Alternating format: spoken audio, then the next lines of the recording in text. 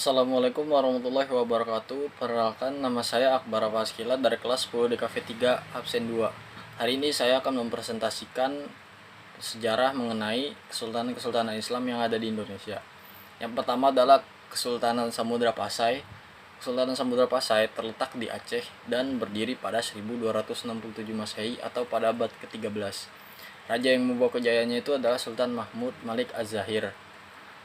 Dilihat dari kejayaannya, yaitu perdagangannya yang sudah maju dan ramai dan menggunakan koin emas dirham.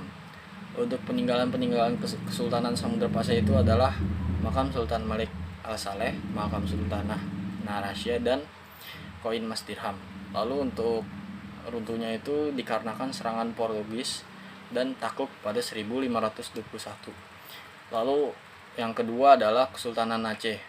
Kesultanan Aceh terletak di Kutaraja atau Aceh dan berdiri pada 1496 Masehi atau pada abad ke-15.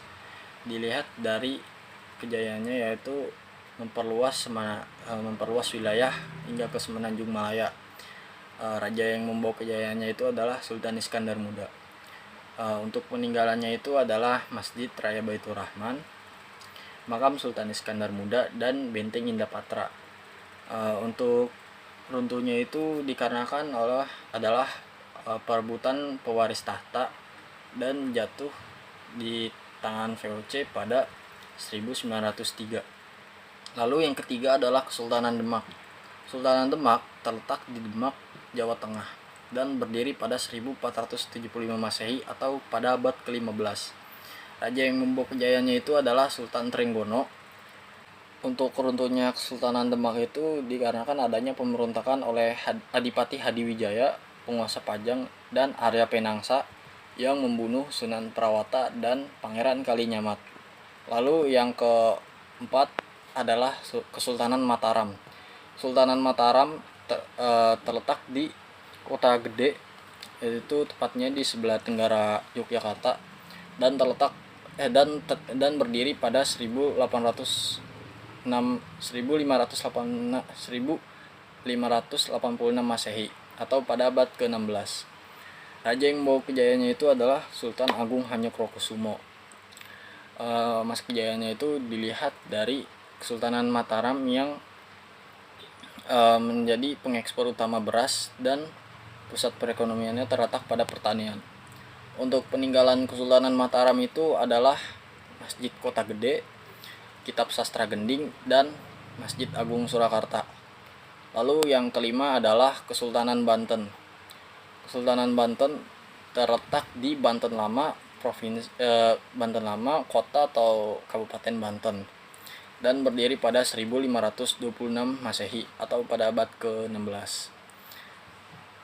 Raja yang membawa kejayaannya itu adalah Sultan Ageng Tirtayasa. Untuk peninggalan Kesultanan Banten itu yang pertama adalah Benteng Fort Rotterdam, Keraton Surosoan, dan Masjid Agung Banten. Untuk runtuhan dilihat dari masa kejayaannya itu, Kesultanan Banten itu sangat kuat dalam hal politik dan angkatan perang.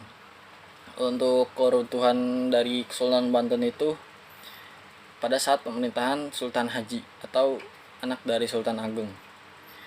Berbeda dengan ayahnya, Sultan Haji itu lebih dekat kepada VOC, sehingga VOC itu mengadu domba antara Sultan Haji dan Sultan Ageng.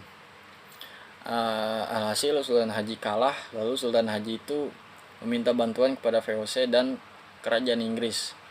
Kesultanan Banten takluk pada 1813 oleh Belanda.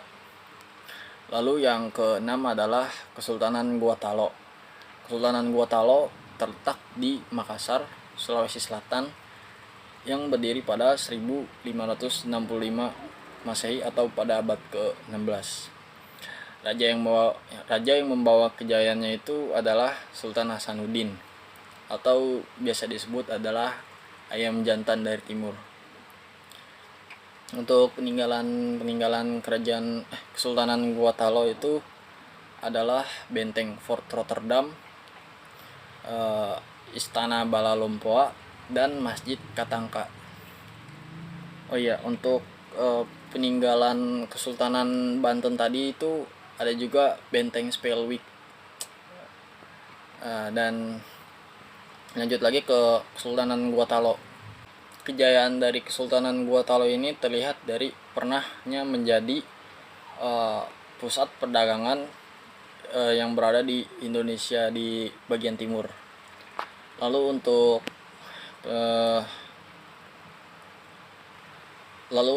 runtuhnya Kesultanan Gua Talo ini adalah karena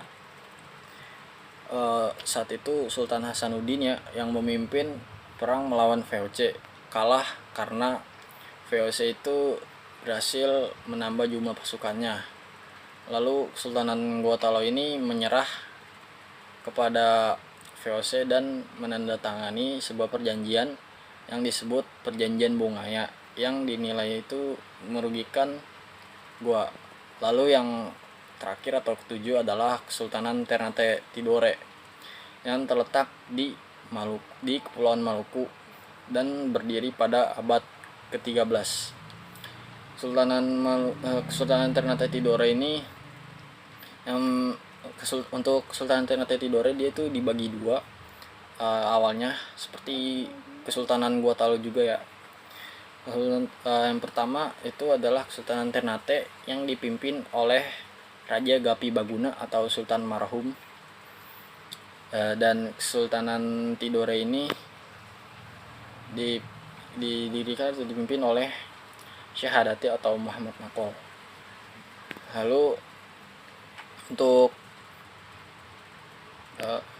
Lalu raja yang membawa kejayaan Kesultanan Ternate Tidore ini adalah yang pertama Sultan Nuku yang berhasil menyatukan Ternate dan Tidore. Selain itu juga ada Sultan Babuloh. Untuk peninggalan Kesultanan Ternate Tidore itu yang pertama adalah makam Sultan Babuloh. Lalu yang kedua adalah Benteng Toluko dan Keraton Kesultanan Tidore.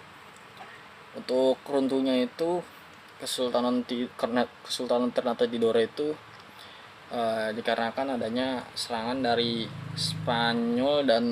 bangsa Spanyol dan bangsa Portugis yang ingin menguasai dan memonopoli daerah rempah-rempah tersebut. Oke, sekian presentasi dari saya. Apabila banyak salah kata mohon dimaafkan. Wabillahi taufiq wal hidayah. Wassalamualaikum warahmatullahi wabarakatuh.